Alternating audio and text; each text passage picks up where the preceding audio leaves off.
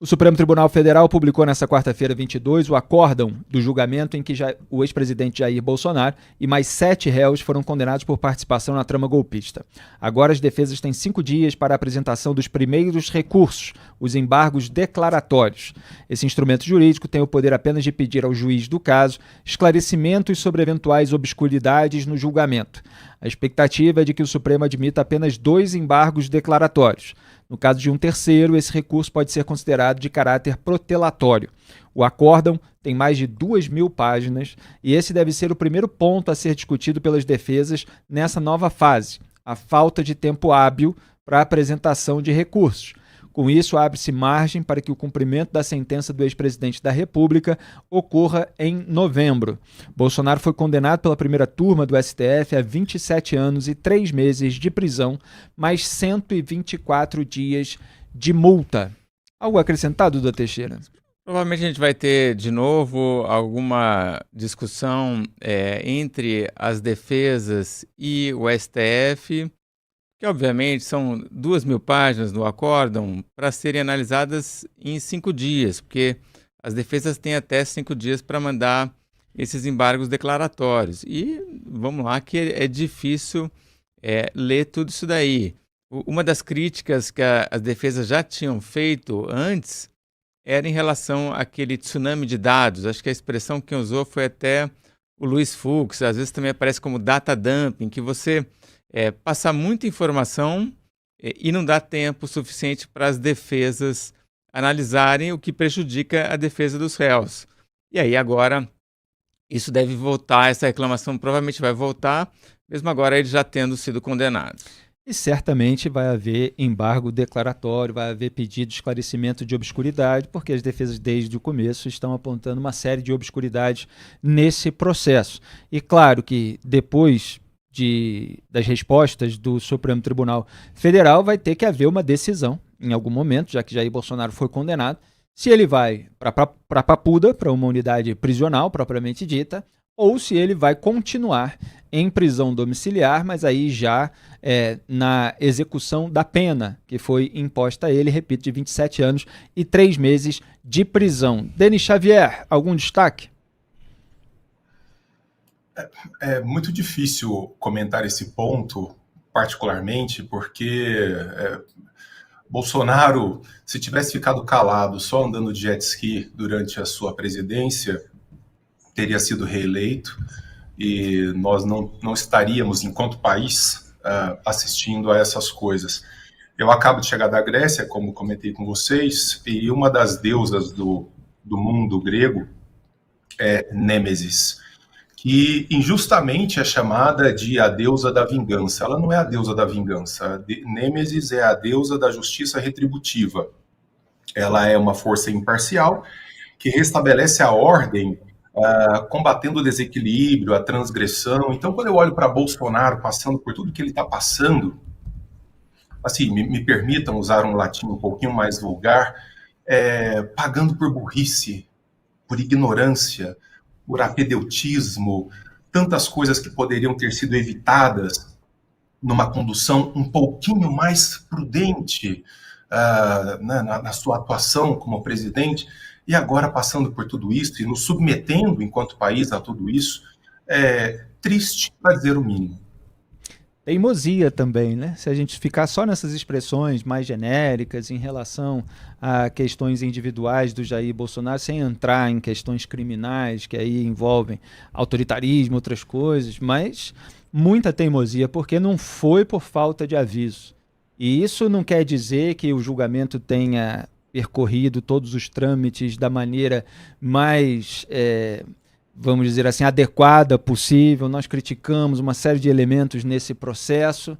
Agora, que Jair Bolsonaro deu margem para que o processo existisse, há uma discussão, inclusive, sobre a instância, deve ser no Supremo, não deve ser na turma, deve ser no plenário. Agora, que houve margem para a abertura do processo, independentemente da instância do Poder Judiciário, houve em razão das condutas de Jair Bolsonaro. Eu repito aqui o que eu chamei a atenção ontem e já chamei a atenção semanas atrás. Mesmo se a gente pegar o voto mais brando de todos, que foi o do ministro Luiz Fux, O Fux votou para condenar o Walter Braga Neto. É o vice da chapa do Jair Bolsonaro, seria hoje vice-presidente da República se a chapa tivesse sido eleita. E por crime de abolição violenta do Estado Democrático de Direito. O Fux votou para condenar o Mauro Cid, era o ajudante de ordens de Jair Bolsonaro, praticamente um secretário do Bolsonaro, por abolição violenta do Estado Democrático de Direito. Lembrando que esse dispositivo prevê ali a configuração por tentativa, mas o nome do tipo é abolição violenta do Estado Democrático de Direito. Esse mesmo Fux, como ressaltei ontem, apontou que os aloprados da ABIN, ele não usou esse termo, mas eles incorreram em desvios funcionais, inclusive em atos de improbidade. Ele discordou do enquadramento penal. Disse que não seria para o Supremo Tribunal Federal julgar no âmbito do direito penal, etc., mas que aquelas pessoas deveriam ser alvo de processo de punição, de controle interno ou externo.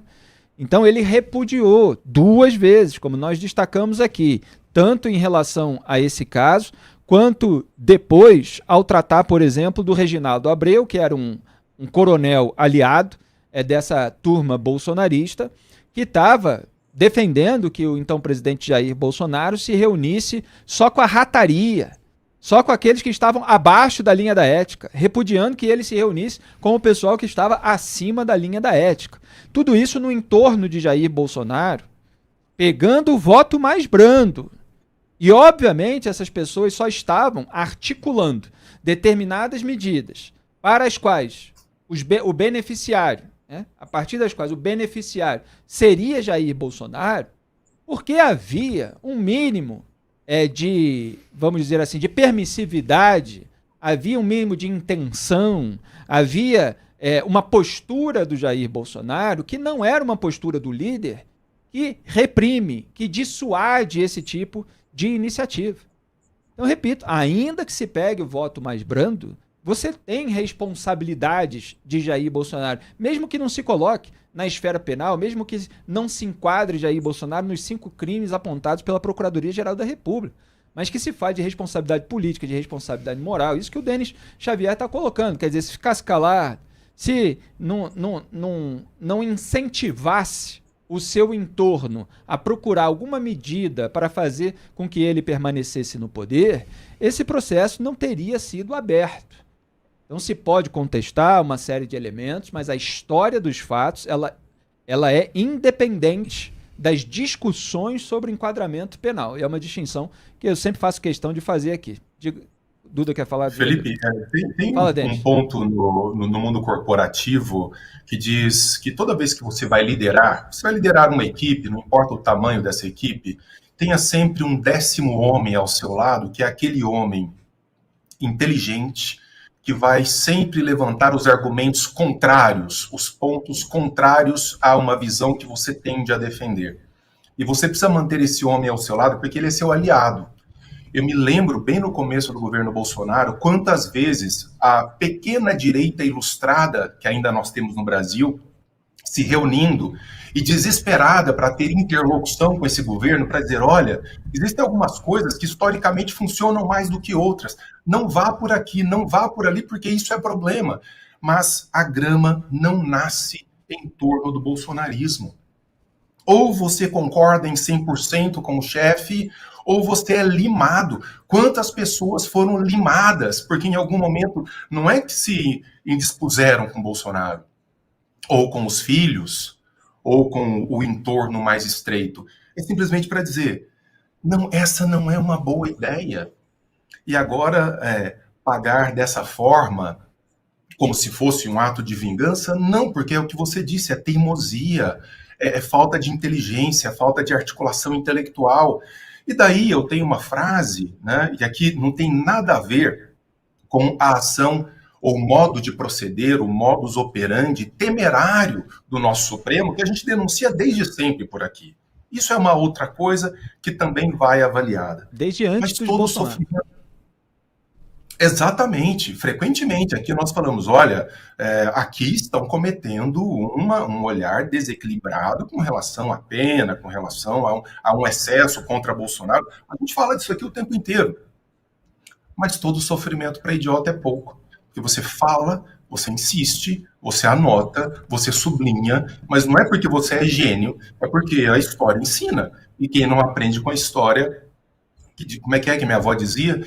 Quem não ouve cuidado, ouve coitado. É Duda isso. Teixeira. Adorei a imagem que o Denis trouxe da deusa Nêmesis, né?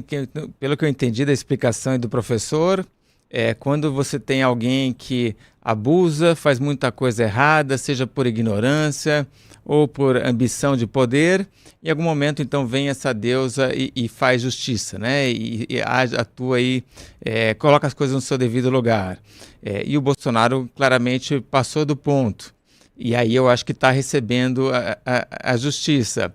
Mas eu também acho que o Bolsonaro não é o único que passa do ponto. Eu acho que o Lula passou do ponto e eu acho que o STF é que está passando do ponto agora. Eu acho que agora, com o Bolsonaro em prisão domiciliar, aguardando a execução da pena, aí, com o fim desses embargos declaratórios, a gente deve começar a se preocupar agora com o STF, que alguma correção aí vai precisar ter. Espero que os nossos legisladores sejam capazes de fazer isso.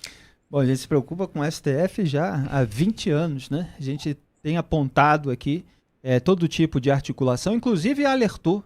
Eu alertei no meu trabalho como colunista o bolsonarismo em relação à politização do STF ser explorada por eles próprios.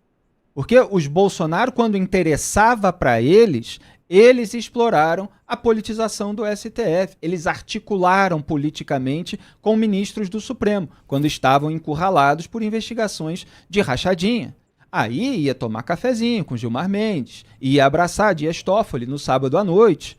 Aí você se aproveita da abertura para a interlocução política com os ministros do Supremo quando é conveniente para você se blindar, e depois, quando você está sendo investigado, quando você é alvo de um processo, você vai acusar então a politização do STF, a articulação política. Quer dizer, é preciso manter uma coerência, é preciso manter um princípio. Então, eles acusam aquilo de que eles próprios se beneficiaram, ou pelo menos tentaram se beneficiar, e quando a gente vê o resultado, houve a blindagem do Flávio Bolsonaro. Houve a blindagem, portanto, da família Bolsonaro. E todo mundo sabe, quem leu os processos, quem leu as denúncias, quem leu as matérias jornalísticas na época, que daquela pena saía um galinheiro inteiro. Então, os Bolsonaro foram alertados, muito alertados, lá atrás, são até hoje, como a gente viu na lapada histórica do senador Alessandro Vieira em relação ao Flávio Bolsonaro. Olha, não fizeram. Sabotaram lá atrás a investigação de ministro do STF, não queriam nem sequer impeachment. Lá atrás estavam aliados. Então isso também foi alertado. Nós estamos aqui, desde sempre, tentando conter a escalada autoritária. Aliás, foi a expressão que eu usei em 2019 numa emissora de rádio para dizer a escalada autoritária do STF precisa ser contida agora, pela via constitucional, pelo Senado Federal, que tem o dever de fiscalizar. Porque senão depois vai ficar complicado. E está complicado.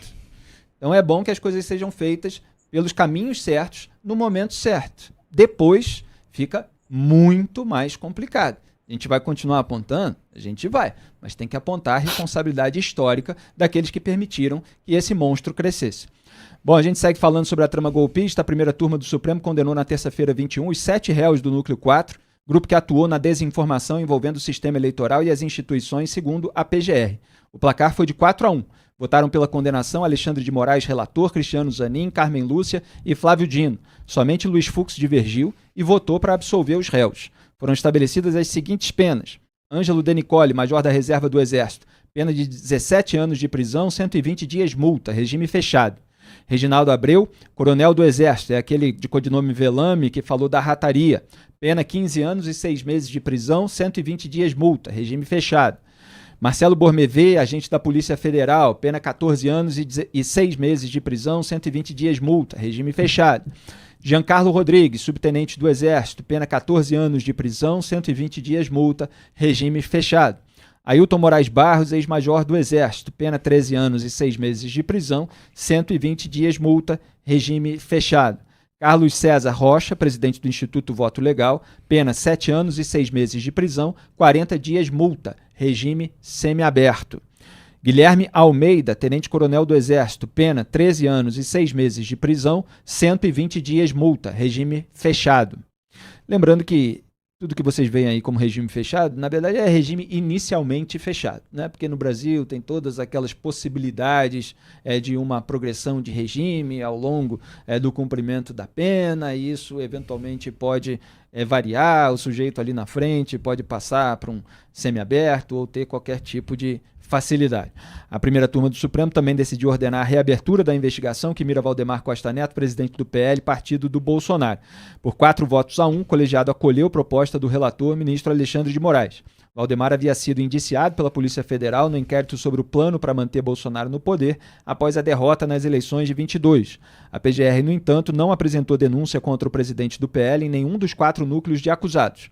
Moraes defendeu a reabertura da apuração durante a sessão em que ocorreu a condenação de Carlos César Rocha, ex-presidente do Instituto Voto Legal IVL. O IVL foi contratado pelo PL para produzir estudos que embasaram a ação em que o partido contestou no TSE o resultado do primeiro turno das eleições de 2022. O documento usou informações falsas para sugerir fraude na votação eletrônica. Bom, esse é um resumo de tudo aquilo que a gente comentou em tempo real, pegando todo o programa Papo Antagonista de ontem, tá aí um registro histórico do julgamento. Então, esse foi o resultado final. Algo acrescentado, Zé? Essa história do Valdemar Costa Neto e do Carlos Rocha, isso está ligado àquela petição que o Instituto Voto Legal e o PL fizeram depois da eleição, dizendo ali que eles queriam explicações de algumas urnas que estavam com um resultado diferente, alguma coisa assim. E nesse ponto, eu concordo com o Luiz Fux, que o Fux, no voto dele no núcleo 1, ele disse, olha, está na Constituição que os partidos podem fazer uma petição depois à Justiça Eleitoral. Então, se está na lei, você pode fazer, né? É quase que um pedido de esclarecimento. Agora, daí, o sujeito pegar 7 anos de prisão e aí agora pedir a abertura de investigação ao Valdemar Costa Neto, eu acho que está completamente desproporcional, né? Parece que o simples ato de ter colocado em dúvida as fraudes, as urnas eletrônicas, né? Já faz com que tenha uma reação exagerada, né? Desproporcional. E é por isso que eu disse aqui que a justiça, a deusa Nêmesis tem que entrar em ação, né? O STF é agora quem está passando do ponto e precisa ser de novo colocado no seu lugar. Denis Xavier, algo a acrescentar? Perdeu a mão há muito e o discurso do Fux foi extraordinário nesse sentido. Quer dizer, criminalizar um pedido de esclarecimento, que é o que é em última instância, dizendo que não é um simples pedido de esclarecimento ou de investigação, é um questionamento sobre as próprias bases da democracia, e isso deve ser punido não só com prisão, mas também com penas de multas milionárias. Quer dizer, que tipo de mensagem é essa? Simplesmente, se você tem alguma ideia de questionar o status quo do que a justiça brasileira entende ser ajustado, pense 2 vezes, porque não é que seja um direito seu e você será pesadamente punido. Me parece que num país minimamente civilizado, coisas dessa natureza não deveriam acontecer. Zé, o que aconteceu? Foi o PL apresentou aquele requerimento ao Supremo Tribunal Federal para contestar somente as urnas eletrônicas, somente do segundo turno, somente da eleição presidencial. Na minha visão, é uma evidente litigância de má-fé que merecia ser repudiada, merecia uma resposta dura. Claro que se pode contestar o tamanho da multa, por exemplo, imposta pelo Moraes, 22 milhões de reais. O pessoal até brincou na época que o Moraes quis ironizar porque 22 era o número do Jair Bolsonaro. Agora, por mais má fé que tenha havido naquele requerimento, ele é um instrumento que pode ser bem ou mal usado e que precisa ter uma resposta dentro do âmbito em que ele foi colocado. Então, Se é só isso que o Valdemar fez no sentido de estimular, financiar, quer dizer, permitir que o partido fizesse um requerimento, mesmo que totalmente enganoso, repleto de afirmações, narrativas falsas, com acusações que já tinham sido refutadas, porque não é mero questionamento, não. Quando a gente vê essas peças estão repletas de desinformação. Então você tem ali elementos de má-fé, mas eu não estou dizendo que isso deve gerar um enquadramento penal, uma investigação da Polícia Federal, etc. Então, um dos problemas da atitude do Alexandre de Moraes nesse processo, assim como de alguns ministros ali alinhados com ele, é não deixar muito claro quais são os elementos que vão além daquele âmbito do requerimento. Quer dizer, quais são os indícios de uma atitude que veio a resultar numa tentativa de golpe de Estado que estão fora do escopo de um requerimento que o partido, bem ou mal, pode fazer. O ministro, ao analisar o requerimento, ele pode dar uma resposta dura, ele pode acusar litigância de má-fé, ele pode multar o partido. Agora, se não tem indício fora daquilo, a punição é por aquilo que fez naquele âmbito. Então as coisas não ficam muito claras. Então a gente, volta e meia, tem essa percepção de que as pessoas que ousaram fazer algo que é muito mal visto pelos ministros do STF, elas, de alguma forma, precisam, na visão deles, ficar penduradas mais tempo. Elas precisam ser alvos de uma certa retaliação, elas precisam ser alvo de um certo desgaste político também. Então é preciso deixar claro, num trabalho minucioso, técnico, específico, quais são os indícios de crime que estão para além do escopo de um requerimento. E é isso que o Moraes não faz. Ele falou de reabrir investigação sobre o Valdemar Costa Neto, eu estava vendo na hora, passei para a nossa equipe, para a gente separar o vídeo, já divulgar na rede social, fazer nota no portal, como a gente faz o dia inteiro. Ele falou no final do voto dele. Ele deu lá as alegações dele para condenar os réus e tal, não sei o quê. Aí falou, então eu voto pela condenação de fulano, e acho que tem que ser reaberta a investigação sobre o Valdemar Costa Neto, etc. Então, olha, porque as informações contidas naquele requerimento, na visão do Moraes, elas foram espalhadas para outras pessoas que atuaram de uma maneira mais ostensiva, e isso acabou gerando uma revolta popular que culminou no 8 de janeiro de 2023, olha, você fazer toda essa cadeia, mas responsabilizar pelo ato final a pessoa que estava envolvida no requerimento apenas, é demais, é um excesso.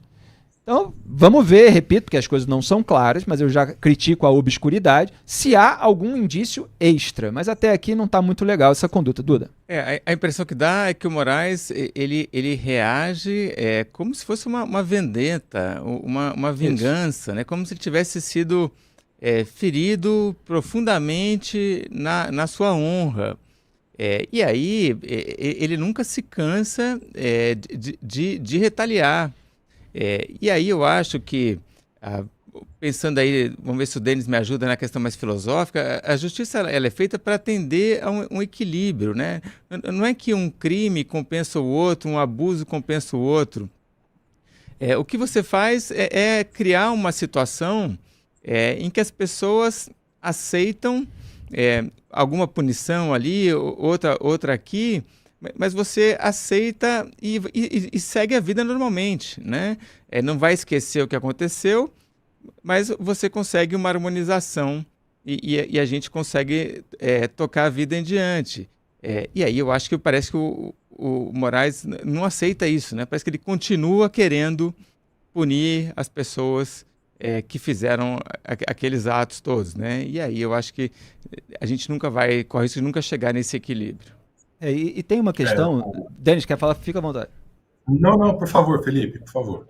Não, é só uma questão que às vezes eu tenho essa impressão, que o Moraes, alguns dos seus colegas, eles eventualmente podem ficar irritados com a falta de um desgaste maior na sociedade ou em segmentos do eleitorado, daqueles políticos que incorreram em condutas que são repudiáveis, que são imorais, que são alopradas, que são indecorosas, que eventualmente são antidemocráticas. Eu não estou falando aqui na esfera penal, estou falando em relação ao histórico dos fatos. Então, ele fica insatisfeito que aquelas pessoas não sejam mal vistas, não sejam tão repudiadas quanto mereciam, e aí parece querer compensar essa falta de repúdio na sociedade, que eu considero um problema também.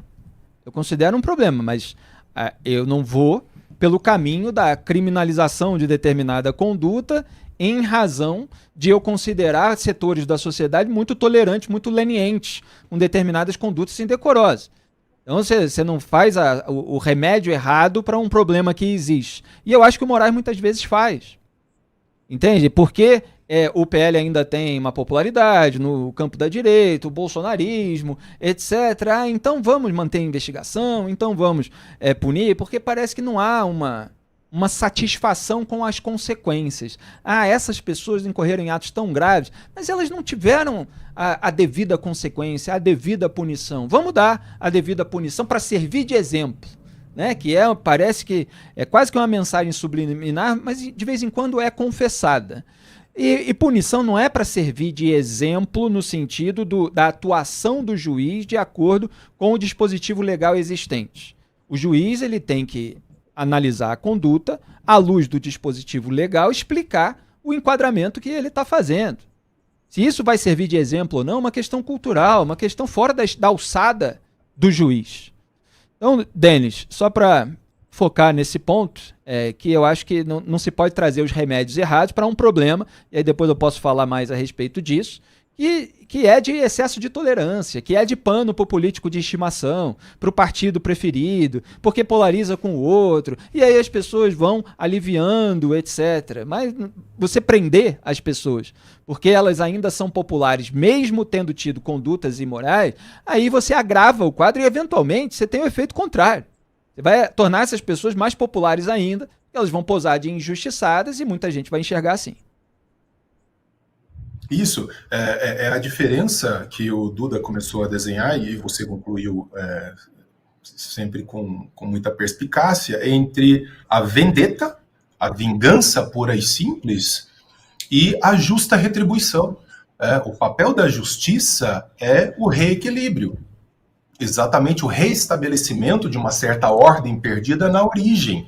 Então, se você atua na proposição da justiça com a desmedida que você deveria, a princípio, combater, os gregos têm um termo maravilhoso para isso, para variar, é hybris.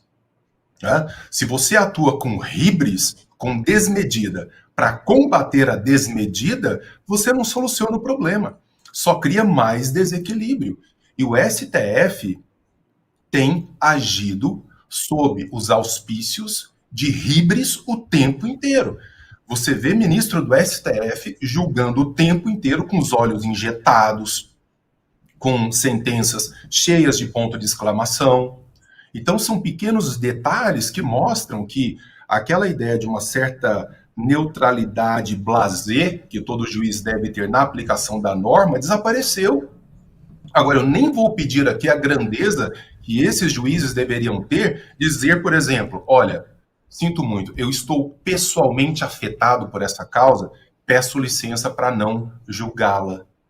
Que seria uma coisa basilar numa situação como essa. Olha, sinto-me pessoalmente atacado pelo fulano, pelo cicrano, pela situação, motivo pelo qual me afasto desse julgamento.